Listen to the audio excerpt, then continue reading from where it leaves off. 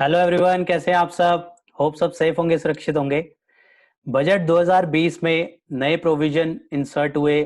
Section 194 ओ और section 206 सी 1H जो है 1 अक्टूबर 2020 से इफेक्ट में आ चुके हैं। काफ़ी ज़्यादा कन्फ्यूजन इसके रिगार्डिंग क्रिएट हुई है और इसके अकॉर्डिंग जो है सीबीडीटी ने सर्कुलर इशू किया है, सर्कुलर नंबर 17, जो कि गाइडलाइंस इशू करता है रिस्पेक्ट टू काफ़ी ज़्यादा इसके प्रॉब्लम्स आ रही थी। तो इसके रिगार्डिंग कुछ गाइडलाइंस इशू करी है। तो हमने ऑलरेडी इसके रिगार्डिंग कई वीडियोस बना चुके हैं। तो इस वीडियो के लास्ट में उसका लिंक हमने डाल दिया है। सेक्शन 2061H जो है, हमने उसमें सेक्शन पूरा डिटेल में डिस्कस किया था और हमने साथ में एग्जांपल्स भी कवर अप करे थे कि किस कौन कौन से केसेस में किस अमाउंट के ऊपर जो है टीसीएस कलेक्ट करना होगा और कितना कलेक्ट करना होगा। और साथ ही आज हम देखेंगे कि गाइडलाइंस जो है सेक्शन 194 ओ और 206 सी के रिस्पेक्ट में क्या क्या इशू करी है सीबीडीटी ने। तो 29 सितंबर 2020 को जो है ये गाइडलाइंस इशू करी गई है। गाइडलाइंस अंडर सेक्शन 194 ओ सबसेक्शन 4 और section 2061H of the income tax act 1961। इसमें कहता है finance act 2020 inserted the new section 194O in the income tax act 1961 which mandate with effect from 1st October 2020, जिसके तहत 194O के तहत ई commerce operator को जो है टीडीएस काटना है, shall deduct income tax at the rate 1%। 1% जो है ई कॉमर्स ऑपरेटर जो है टीडीएस काटेगा on the gross amount of sale of goods या फिर प्रोविजन ऑफ सर्विस या फिर बोथ, जो भी केस होगा उसके ऊपर 1% जो है टीडीएस काटेगा under section 194O। However, exemption from the said deduction has been provided in case of individual और एचयूएफ। इंडिविजुअल और एचयूएफ को कुछ कंडीशंस में फुलफिल करने पे जो है एग्जम्पशन दी गई। This deduction is required to be made at the time of credit और at the time of payment, whichever is earlier. ये कब एप्लीकेबल होगा? At the time of credit या फिर पेमेंट, जो भी पहले अराइज होगा तो उस टाइम पे ई कॉमर्स ऑपरेटर को टीडीएस काटना होगा at the rate 1% as per section 194O। ये बजट 2020 में इंट्रोड्यूस हुआ और 1 अक्टूबर 2020 से इफेक्ट में आ चुका है।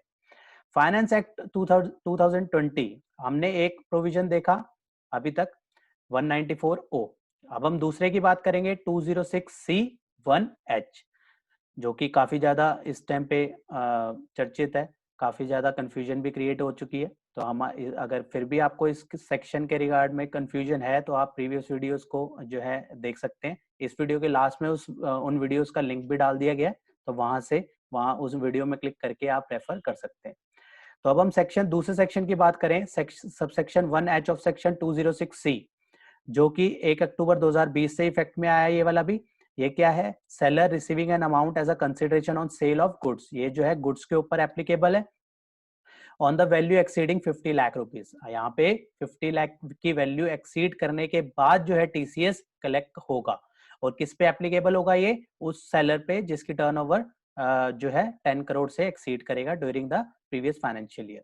Any previous to collect the tax from the buyer, rate क्या है इसमें टीसीएस का? 0.1% जो है, subject to the provision as per subsection 10 of section 206C on the sale consideration exceeding 50 lakh rupees. यहाँ ये वाला जो है, इसमें जो है लिमिट है 50 लाख से ऊपर जो है अलग से टीसीएस जो है कलेक्ट करना है as income tax. The collection is required to be made at the time of receipt of such. यहाँ पे कब कलेक्ट करना है? At the time of receipt. ऊपर वाला जो प्रोविजन था 194O, वहां पे था at the time of credit और payment whichever is early. तो दोनों में फर्क होना भी पता होना बहुत जरूरी है। अब हमने दोनों सेक्शन देखे, अब हमने सेक्शन दोनों कवर करने के बाद अब हम इसके रिगार्डिंग देखते हैं कि क्या कंफ्यूजन क्रिएट हो रही है, क्यों ये गाइडलाइंस आने की जरूरत पड़ी। Subsection 4 of section 194O and subsection 1H of section 206C, यहाँ पे 1H होगा। तो ये दोनों सेक्शन की यहाँ पे बात करी है। Empowered by the board to issue guidelines for the purpose of remove difficulties. जो भी प्रॉब्लम्स आ रही हैं ड्यू टू कोविड-19, इसके रिगार्डिंग कुछ गाइडलाइंस इशू करी। The various representation has been received by the board for issuing guidelines for removing certain difficulties in exercising power तो दोनों section के रिगार्डिंग जो गाइडलाइंस इशू करी है वो 4th पॉइंट में बताई गई है।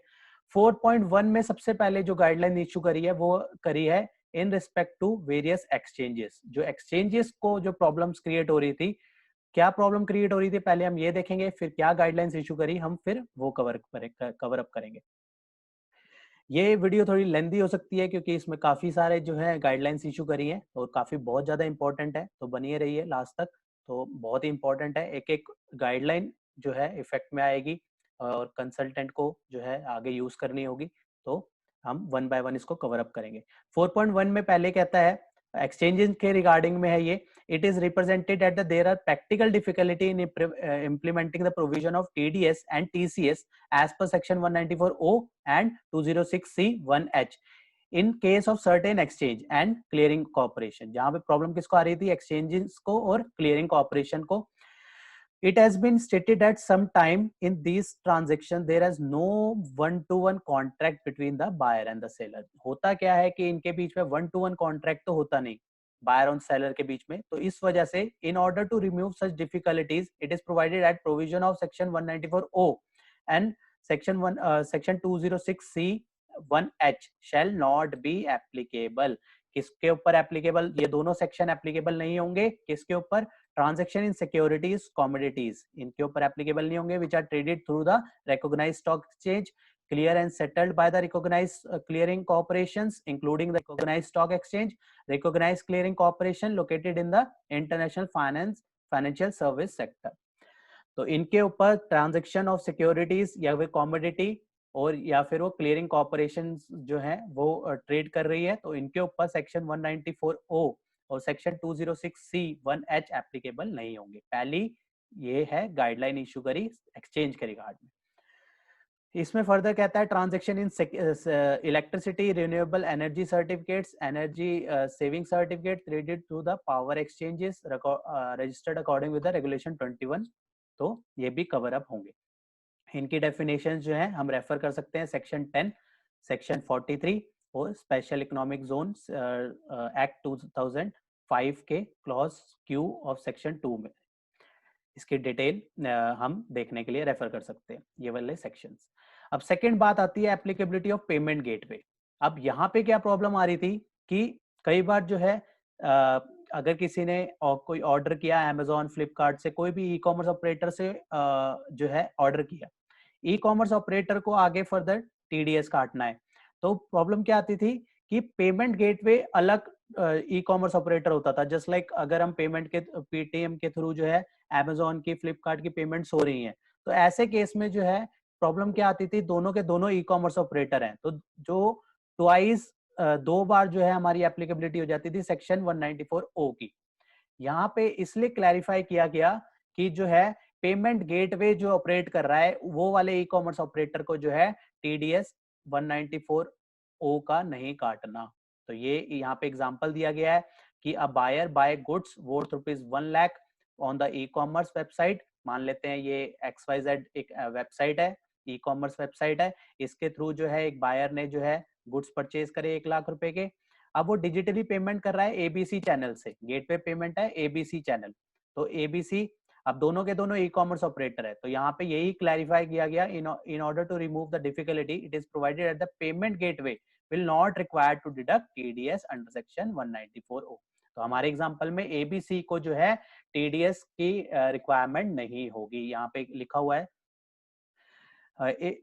if XYZ has deducted under section 194O, ABC will not require to deduct TDS under section 194O।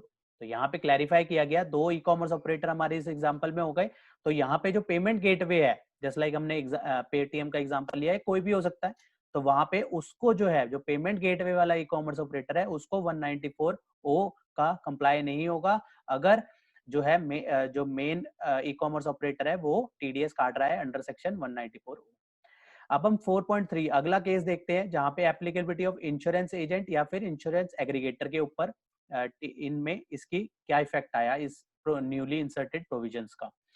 It is represented that the insurance agent या फिर insurance aggregator in many cases have no involvement in the transaction of the transaction between the insurance company and the buyer for the subsequent year। जैसे e commerce जो है, sorry, insurance agent जो है, एक ने जो है कोई इंश्योरेंस कराई, तो वो बायर और इंश्योरेंस कंपनी के बीच में एक एग्रीमेंट असाइन हो जाता है, और सब्सिक्वेंट ईयर में जो है इंश्योरेंस एजेंट का उसमें रोल नहीं रहता। तो ऐसे केस में जो है टीसीएस के प्रोविजन में क्या इफेक्ट आएगा?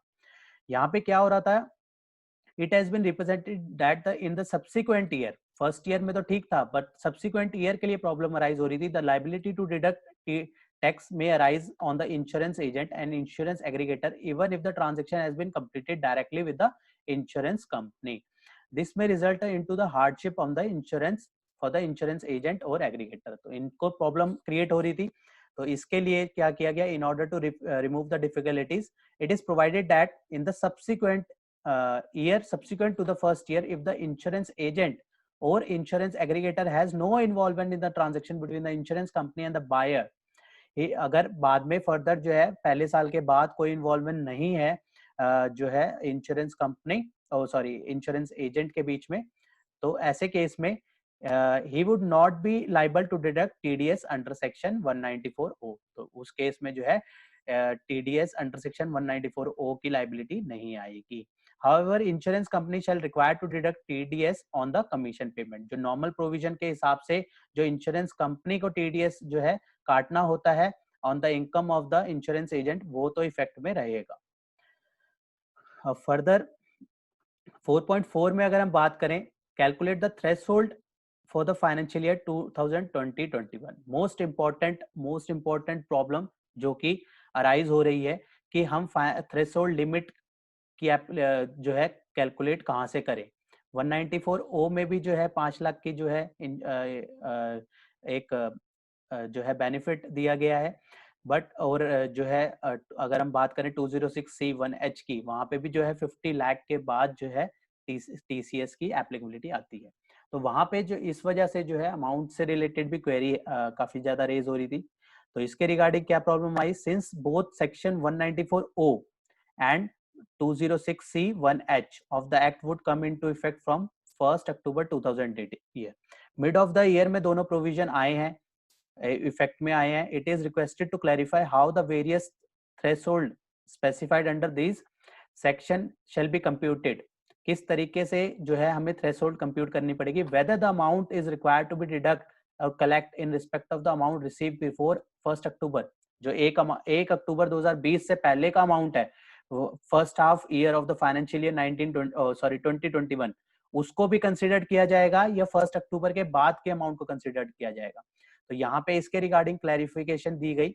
Since the threshold of the 5 lakh rupees, जो कि सेक्शन 194O में जो लिमिट वो है थ्रेशोल्ड दी गई है 5 lakh rupees for the individual और एचयूएफ, उस केस में क्या है, being e-commerce participant who has furnished the PAN or Aadhaar in respect to the previous year, calculated the amount of sale or service or both for the trigger deduction under section 194O of the act shall be counted from 1st April 2020। यहाँ पे जो है limit हमें 5 लाख की जो है individual और HUF की, तो हमें 1 April 2000 from the very starting of the financial year 2021 जो है हमें कैलकुलेट करके चलनी पड़ेगी in relation to the individual HUF exceeding 5 lakh rupees. The provision of section 194O shall apply on the sum credit paid on or after 1st October 2020। जो provision apply होंगे वो after 1st अक्टूबर होंगे, लेकिन threshold limit के लिए जो है हमें from the very beginning of the financial year 1st अप्रैल 2020 से ही हमें काउंट करनी होगी लिमिट। अब हम बात करें अगर दूसरे प्रोविजन सेक्शन 206C1H के बारे में, तो इसमें क्या रहेगा, जहां पे 50 लाख की लिमिट है।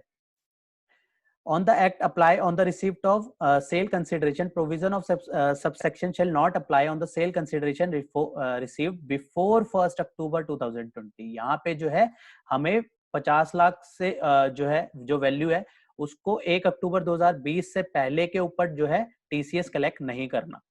अगर 50 लाख उससे पहले रिसीव, अगर मान लेते हैं फॉर एग्जांपल अगर 70 लाख रिसीव पहले हो चुका है फर्स्ट हाफ में, तो हमें ये पता लग गया कि 1 अक्टूबर से एप्लीकेबल है, फिर हम टीसीएस की एप्लीकेबिलिटी करेंगे। लेकिन मान लेते हैं फॉर 30 लाख जो है अमाउंट है ड्यूरिंग द फर्स्ट हाफ, तो अभी हमारे पास 20 लाख की लिमिट है, 20 लाख के बाद जो है हम टीसीएस जो है अलग से कलेक्ट करेंगे। तो वही यहाँ पे क्या कहा गया है, consequently it would apply on the say all sale consideration received on or after 1st October even if the sale was carried out before 1st October 2020. Cell पहले की है, रिसीव हो गया बाद में अमाउंट, तो भी ऐसे केस में एप्लीकेबल होगा, लेकिन हम देखेंगे रिसीव्ड ऑन और आफ्टर 1st October 2020. तो दोनों में फर्क है. पहले वाला जो प्रोविजन है सेक्शन 194O, उसमें हम फ्रॉम द वेरी स्टार्टिंग 1 अप्रैल से देखेंगे, तो लिमिट हमारी जो 5 लाख की लिमिट है, यहाँ पे जो है हम देखेंगे जो है 1 अक्टूबर ऑनवर्ड्स. यहाँ पे थर्ड इसमें बताया गया since the threshold limit of 50 lakh rupees with respect to the previous year calculated in on the received of sale consideration triggering TCS as per section 206C1H shall be computed from the 1st April 2020. Hence, if the person being seller has already received 50 lakh rupees up to 30th September 2020, the TCS of under section 206C shall apply. अगर already amount जो है 50 लाख हो चुका है first half में, तो हमें 1 अक्टूबर के बाद जो भी रिसीव होगी उसके ऊपर टीसीएस अलग से कलेक्ट करना होगा. तो वही ये बात यहाँ पे थर्ड पॉइंट में कही गई है. अब नेक्स्ट जो गाइडलाइन इशू करी है वो करी है सेल ऑफ मोटर व्हीकल के regarding. Sale of motor vehicle में ये कंफ्यूजन थी कि ऑलरेडी टीसीएस की एप्लीकेबिलिटी आती है सेल ऑफ मोटर व्हीकल में अगर वैल्यू एक्सीड करती है, value of motor vehicle exceed करती है 10 लाख से ऊपर. तो ऐसे केस में तो जो है 206C1F में जो है already sale of motor vehicle के ऊपर टीसीएस कलेक्ट होता है. तो क्या उस केस में 206C1H में का भी प्रोविजन लगेगा? लेकिन अब इसमें क्लैरिफिकेशन बेसिकली गाइडलाइन ये है कि अगर ऑलरेडी हमारे ऊपर एप्लीकेबल है सेक्शन 206C1F, तो हमारे ऊपर 206C1H एप्लीकेबल नहीं होगा. ये यहाँ पे क्लैरिफाई किया गया है.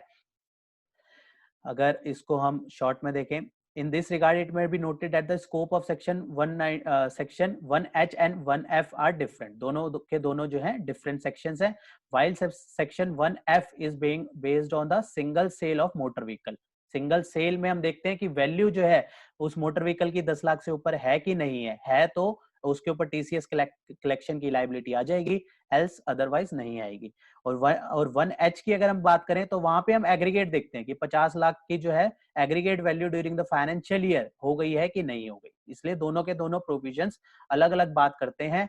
और यहाँ पे इसके रिगार्डिंग में ये कहता है, it is clarified that received of the sale consideration from the dealer would be subject to TCS under section 1H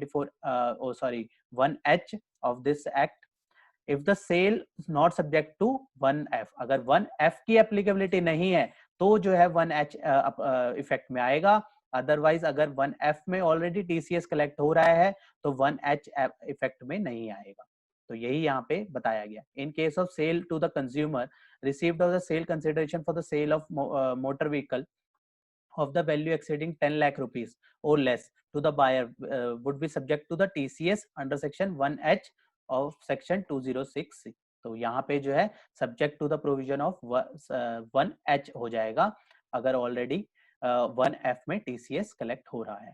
In case sale to the consumer received of the sale consideration to the sale of for the sale of motor vehicle value exceeding 10 lakh rupees would not subject to TCS under section 1H, क्योंकि already 1F effect में आ गया होगा. Value exceed कर रही है 10 लाख से तो 1F apply हो गया और TCS उस सेक्शन में कट गया तो 1H जो है एप्लीकेबल नहीं होगा. Would not subject to 1H.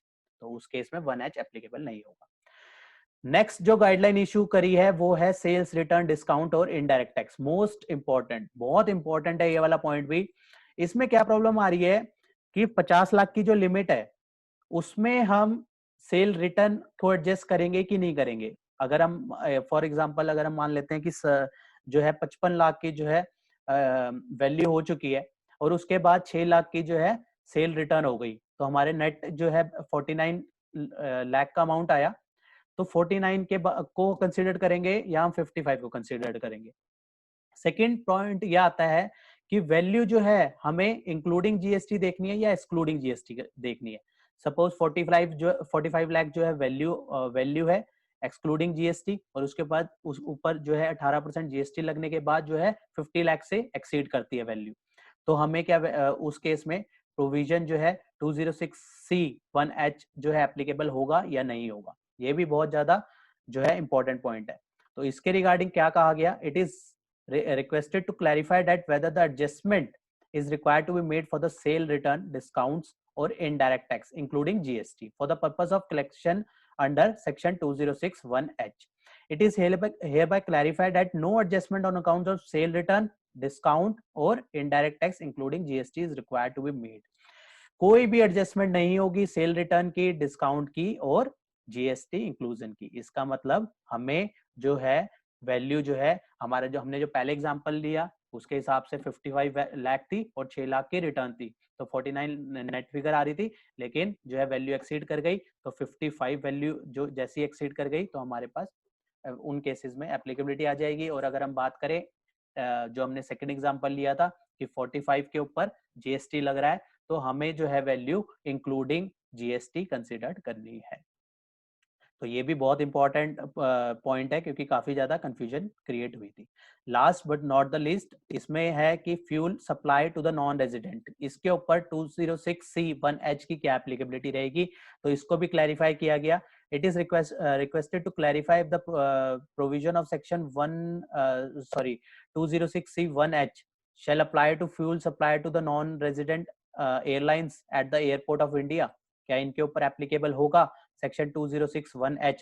To remove the difficulties, it is provided that the provision of section 206C1H shall not apply it on the sale consideration received for the fuel supplied to the non-resident airlines। इसके ऊपर जो है section 206C1H apply नहीं होगा जो fuel supply होगा non resident airlines को। तो ये सारी गाइडलाइंस जो हैं, 7 मेनली गाइडलाइंस यहाँ पे अलग अलग इंडस्ट्री वाइज या कह सकते हैं या अलग अलग पॉइंट्स जो थे यहाँ पे क्लैरिफाई करे गए सीबीडीटी के थ्रू, सर्कुलर नंबर 17 के थ्रू। तो होप ये इन्फॉर्मेशन आपके लिए यूजफुल रही होगी। मिलते हैं फिर नेक्स्ट वीडियो में नेक्स्ट टॉपिक के साथ। टिल देन बाय बाय, जय हिंद जय भारत। होप आपको ये इन्फॉर्मेशन पसंद आई होगी, तो इसे लाइक कीजिए, शेयर कीजिए। रेगुलर अपडेट्स के लिए आप हमारे चैनल को सब्सक्राइब करें, नोटिफिकेशन बेल आइकन को प्रेस करना ना भूलें ताकि जैसे ही नया अपडेट डालें आपको वो इमीडिएटली मिल जाए। Thanks for watching.